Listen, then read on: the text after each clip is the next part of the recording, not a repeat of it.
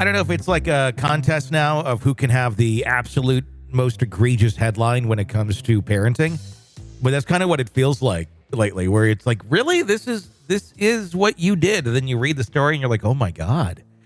Foster parents charged in case where child's brain was obliterated is the headline that we're talking about here.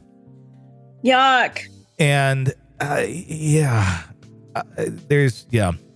it's a chilling case that unfolded in Pennsylvania this last week as a couple, including a corrections officer. So someone who should have a bit of a sense of the law and right and wrong, charged in connection with the death of a young boy who was reportedly subjected to horrific abuse. Westmoreland County District Attorney Nicole Ziccarelli made the unsettling announcement on July 28th, highlighting the relentless pursuit of justice for the innocent victim, Landon Maloberti, the boy's adoptive mother, and her husband, Jacob Maloberti, a correctional officer by profession, are now facing a slew of charges that include criminal homicide, first-degree murder, and endangering the welfare of children. Moreover, both of them have been slapped with 2 counts of aggravated assault of a child and criminal conspiracy, according to official reports. The victim was identified as a 5-year-old Landon Maloberti. On January 30th, the child was found unconscious at home and promptly rushed to Allegheny Health Network in Hempfield. His condition rapidly deteriorated, necessitating a transfer to Children's Hospital for specialized medical treatment. Despite the medical team's best efforts on this, Landon, he succumbed to these severe injuries a week later on February 7th. DA Ziccarelli detailed the shocking extent of the abuse Landon suffered during a press conference. She reported that the child sustained blunt force trauma to his head, neck, torso, and extremities. His body was marred by a cruel tapestry of bruises, some fresh, others in different stages of healing. A silent treatment to the sustained and systemic abuse. Even more alarming was the report of prolonged and intensive medical interventions preceding his untimely demise. A physician, having reviewed the case, made a grim determination Landon had been subjected to multiple episodes of physical abuse, further compounded by at least 2 forms of emotional maltreatment. The inflicted injuries were such of a severity that they caused substantial pain, impairing the child's basic functions, including standing, eating, drinking, and even consciousness. This is insane. If there's a child in your care, there's a child walking down the street that is exhibiting these sort of behaviors that I have no idea who the fuck they are, I'm calling the police to get them help. This is a child within your own home that you supposedly have adopted, and this is how they're living, and you're just like, let's go get some more country crock and have a little toast. It's seriously? In a devastating verdict, the Allegheny County medical examiner classified Landon's death as a homicide. Further investigation led to disturbing revelations about the defendant's behavior after Landon's injuries. A criminal complaint acquired by WPXI TV revealed that the accused had allegedly waited a full day before seeking medical help for the severely injured boy. The couple appeared remotely unfazed by the situation. Landon Maloberti attempted to explain away Landon's condition to medical staff, claiming he was wobbly due to a previous COVID-19 vaccination.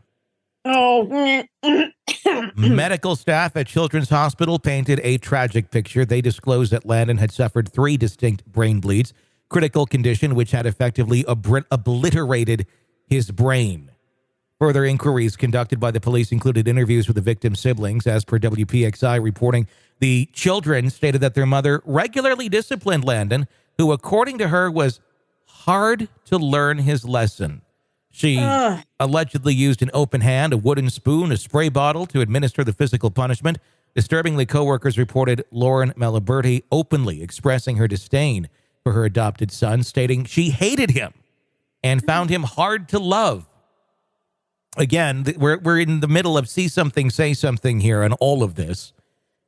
Yeah, we are. And was something said, and that's the problem. See something, say something only works when action actually takes place. And that seems to be where everything falls apart. A lot of people say something when they see something, and then it ends up going, well, you know, we don't have evidence of this. We got to let it be there for a while. There's this directive, there's that law, there's this procedure in our department from here to there, and then you end up with dead kids. The detective. I'm sorry, Tony. If you were telling me that you hated Harper and you found her hard to love and you wanted to kill her, I'm sorry. I love my job, but I'm going to fucking go ballistic on you. I'm opening a can of whoop ass. Exactly. That would just, that's nothing. You just like, oh, she hates her kid and he's hard to love. Here's the thing though. And I'm not a parent. I only have cats. I've got stepkids, which I've been frustrated with the stepkids. You've got kids. Sure. You do get frustrated with them. Oh, yeah. You might say, oh my God, I hate him. That doesn't mean you're going to kill him, but you know who you're dealing with typically, don't you? I mean, when somebody says that they hate their son, they usually preface it with, okay, I don't hate him, but I hate what he did. Yeah. But you wouldn't sit there and say he's hard to love. That takes it to a whole different level, doesn't it? That gets to territory of, are you capable of love? Because clearly you're not capable of just being a decent human being, even if you don't love him. You don't have to love somebody to not beat the shit out of them to the point where their brain is obliterated. Yeah, I mean, there's some neighbors that I think would be hard to love or hard to bring over for a barbecue, but I'm not going to go beat the shit out of them. I just, we nod, we wave at each other when we drive by each other. Once in a while, I take their garbage can back up if it ends up in the street. Mm-hmm. I'm not beating them to a bloody pulp. In a solemn statement, the DA said, tragically, Landon suffered abuse and trauma over the span of his short life. We intend to prosecute this case with the dignity and honor Landon deserves. Her sentiments were echoed by Delmont Chief of Police T.J. Klobuchar, who admitted that in his 25-year career, he had never faced an incident of this magnitude.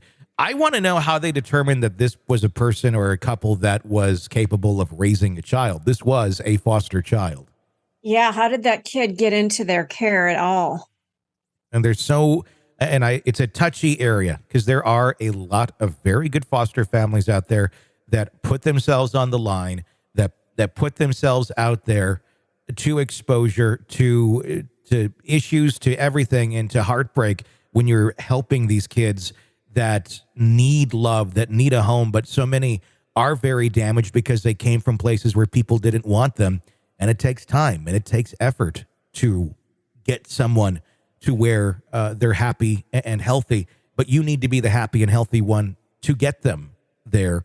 I really want to know what they looked at with these parents. What kind of a screening process was this? Because I know a lot of people who try to adopt and such, and oftentimes, like I've said, it's more easier to go and get a child from overseas than it is a child in our own country that needs the help, that could get out of a situation like this.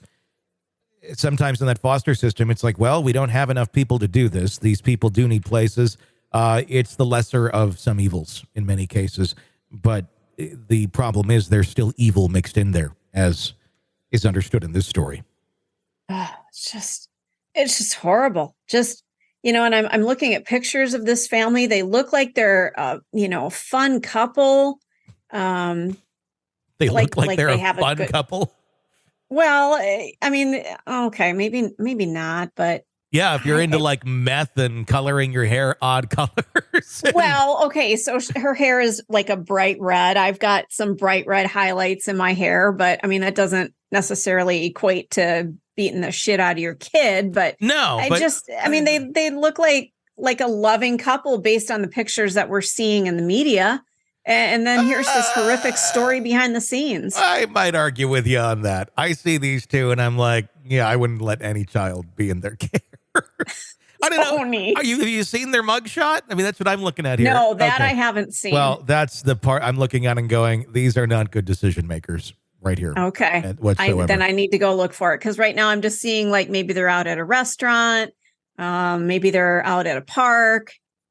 It looks like, just two people in their 30s just living their lives. But I'm going to go look for the mugshot. Maybe that will I'm curious. My mind. I am very curious the pictures you're looking at. I wonder if they're like just stock photos of a couple. It's actually them. Okay. I think I'm looking at the New York Post. Okay. Kind of taking a selfie, it looks like. Okay. Yeah, like, their two heads are together. Her makeup's well done. They're like, hey, look, we're out at a park. Look, we're eating hot dogs, maybe out in public somewhere, like a fun couple. And then, yeah, so that's what I'm seeing. But now I just saw the mugshot that you're referencing. Yeah, I think maybe you're right. I do have to say that was a great line, and we should use it forever on this show. Oh, no, what did I do? We look like a fun young couple eating hot dogs together. Just, okay.